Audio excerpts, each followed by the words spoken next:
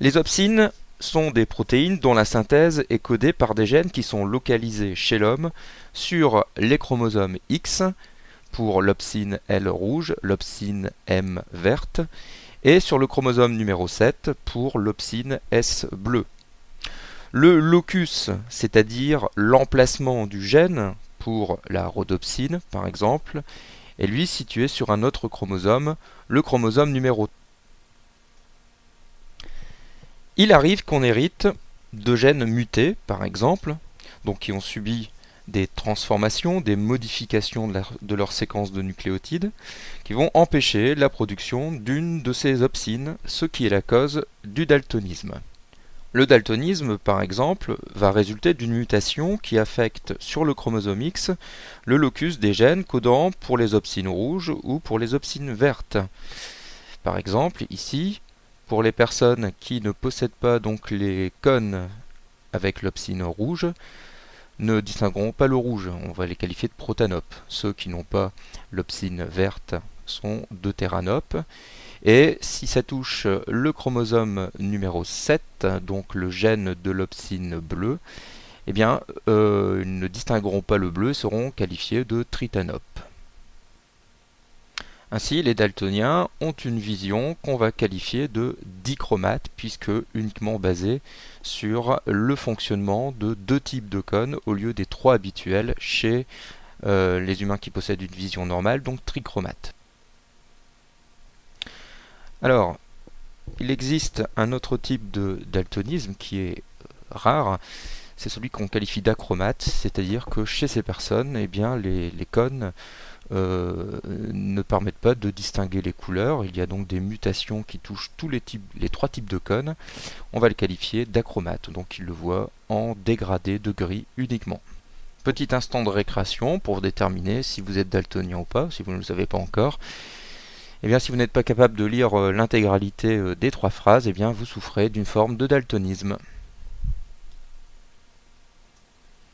Alors, ce qui nous amène à nous poser la question suivante, pourquoi possédons-nous trois gènes pour une protéine qui s'appelle l'opsine? Eh bien, certainement encore un coup de l'évolution, comme on va le voir. Si l'on compare les séquences des nucléotides qui codent la synthèse de la rhodopsine et des trois opsines chez l'humain, on va constater d'importantes similitudes qui ne peuvent résulter du hasard. Les molécules sont aussi très similaires, tant au niveau de la fonction, elles ont toutes une fonction pour capturer une longueur d'onde particulière, que de la succession des acides aminés. Alors ces similitudes ne peuvent pas, comme je l'ai dit, résulter du hasard. Les gènes qui codent pour ces molécules ont très certainement dérivé d'un ancêtre commun. Et on va parler de famille multigénique, c'est-à-dire d'un ensemble de gènes, d'une famille de gènes qui présentent entre eux une grande homologie, de grandes similitudes. On va parler de gènes homologues, pour ceux qui appartiennent à cette même famille multigénique, et ces gènes homologues vont être à l'origine de la synthèse de protéines homologues qui pourront avoir, c'est le cas ici, la même fonction, ou vous le verrez au cours de votre cursus, quelquefois des fonctions très différentes. Alors comment est-il possible, par quel mécanisme des gènes peuvent-ils présenter de telles similitudes, une telle homologie? Alors il arrive, vous l'avez vu en classe de seconde, qu'un gène soit muté de diverses manières. Mais il arrive aussi qu'un gène soit carrément recopié, on va dire dupliqué. Par exemple ici, ce gène qu'on retrouve ici, c'est trouvé recopié et la copie est placée à proximité de ce gène. On va parler d'une duplication. Alors bien sûr, entre ce moment-ci et celui-ci, il s'est écoulé un certain temps et des mutations ponctuelles qui ont affecté la copie et le gène d'origine eh bien, ont pu advenir, mais bien sûr elles n'ont pas été similaires, ce qui fait qu'au cours du temps, le gène original et sa copie eh bien, finissent par donner deux gènes différents qui vont donner en fait deux produits différents. Ce seront deux gènes homologues. Alors, deuxième solution maintenant, la copie peut, si on prend ce chromosome ici, par exemple, peut même se retrouver sur un autre chromosome. Dans ce cas, il y a eu duplication, par exemple, si on imagine que cette copie vient de ce gène ici, il y a eu duplication de ce gène, puis translocation ou transposition sur un autre chromosome. Et bien sûr, au cours du temps, chacune des copies, donc chacun des trois gènes qui sont présents ici, vont chacun évoluer de manière indépendante et au cours de quelques millions, quelques dizaines ou au bout de quelques centaines de millions d'années, eh bien, ces trois gènes qui vont encore présenter un lien de parenté vont cependant coder des produits, des protéines légèrement différentes. Ce seront des gènes homologues appartenant à une même famille multigénique. Alors, petit schéma théorique pour résumer tout ceci sur ces deux mécanismes. Si on part d'un gène ancestral qu'on va qualifier gène A, ce gène subit par exemple une première duplication génique qui donne une copie qu'on va qualifier A', qui dans un premier temps est la copie conforme du gène original ou ancestral gène A. Les deux copies évoluent chacune de manière indépendante.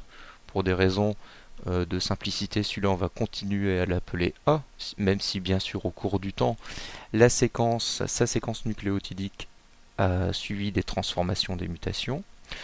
Alors revenons à la copie. Cette copie subit des mutations indépendantes du gène original, ancestral. On va avoir deux gènes homologues, gène A, gène B, et il se peut que ce gène homologue subisse au cours de son histoire évolutive un déplacement sur un autre chromosome, ce qu'on va appeler une transposition. Et donc au final, au bout de quelques millions d'années par exemple, on aura une famille multigénique composée de deux gènes, gène A, gène B, chacun situé sur deux chromosomes différents. Donc, faisons le bilan sur l'histoire évolutive des opsines humaines. Tout démarre d'un gène ancestral qui a subi une duplication suivie d'une translocation d'un des exemplaires sur un autre chromosome. Il y aura donc un exemplaire sur le chromosome X et un autre exemplaire sur le chromosome 7 ou le chromosome 3, impossible à savoir ici. Intéressons-nous à ce premier exemplaire. Eh bien, ce gène va subir au cours du temps des mutations et à un moment donné, il va subir de nouveau une duplication qui va être à l'origine de deux exemplaires, l'un qui, après mutation, donnera aujourd'hui le gène codant pour l'opsine rouge, et l'autre, après mutation, qui donnera aujourd'hui le gène codant pour l'opsine verte. Si je m'intéresse à ce deuxième exemplaire, situé sur le chromosome 3 ou 7, il a subi une duplication suivie d'une translocation. Un des exemplaires s'est retrouvé sur le chromosome 7, un autre s'est retrouvé sur le chromosome 3. Chacun de ces gènes va subir des mutations indépendantes qui, aujourd'hui, donnent deux gènes qui présentent certes un lien de parenté, mais qui codent pour deux produits différents, l'un pour l'opsine bleue et l'autre, la rhodopsine, que vous connaissez, qui est le pigment caractéristique des bâtonnets. On a donc ici, résumé sur ce schéma, 4 gènes qui appartiennent à une même famille multigénique et on comprend très bien leur lien de parenté grâce à ces deux mécanismes, duplication-translocation ou duplication seule suivie de mutation. Alors on peut utiliser les gènes de l'opsine pour essayer d'établir des liens de parenté chez les primates et notamment situer l'homme dans ce groupe. Alors, si l'on considère la vision des couleurs, les primates du Nouveau Monde, donc essentiellement les primates américains, possèdent le gène de l'opsine bleue et un gène unique possédant de nombreux allèles qui codent pour une autre opsine. Leur vision va être qualifiée de dichromates. Par contre, Les chimpanzés, les bonobos, etc., les gorilles, eux vont posséder 3 gènes, le gène de l'opside bleu, et 2 gènes différents qui vont être localisés sur le chromosome X. On l'a vu, ils vont être trichromates. Donc on va ainsi regrouper dans un même ensemble l'homme, les chimpanzés, les bonobos, les gorilles, les macaques, qui partagent le même caractère exclusif, c'est-à-dire une vision trichromate. Alors l'étude des pigments rétiniens va également permettre de nous comparer avec nos proches cousins, notamment si on va comparer la séquence de l'opsine S, c'est-à-dire bleu, qui est présente à la fois chez les trichromates et chez les dichromates, eh bien, va permettre d'estimer le degré de parenté. Moins il y aura de différence entre deux espèces au niveau de la séquence de l'opsine, plus ces deux espèces seront proches au point de vue évolutif. Alors justement, représentons ces liens de parenté sur un arbre évolutif. Donc déjà, on a la première information sur un groupe qui est trichromate, qui va donc posséder un ancêtre commun exclusif, et un groupe qui est bichromate, dichromate, qui lui va donc posséder aussi un ancêtre commun exclusif. On sait qu'entre ces deux ancêtres communs à ces deux groupes, eh bien, il y a eu un événement, un gène s'est dupliqué, a muté, pour donner un exemplaire qui sera à l'origine du troisième type de cône dans la vision des couleurs, donc le passage de dichromate à trichromate. Donc cet événement est situé quelque part ici. Alors l'analyse de fossiles nous permet de dater à peu près cet événement.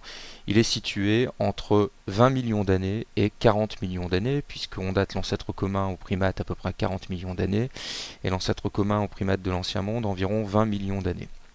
Alors les degrés de parenté au sein de chaque groupe ici peuvent être affinés d'après justement l'étude des opsines S. Plus le degré de parenté est proche, moins il y aura de différence entre les opsines S. Par exemple, entre l'opsine S du chimpanzé et de l'homme, il y aura très peu de différence. Par contre, si je compare l'opsine S d'un chimpanzé et d'un macaque, il y aura un peu plus de différence qu'avec l'homme, ce qui va donc situer la divergence entre ces deux espèces un peu plus loin dans le temps.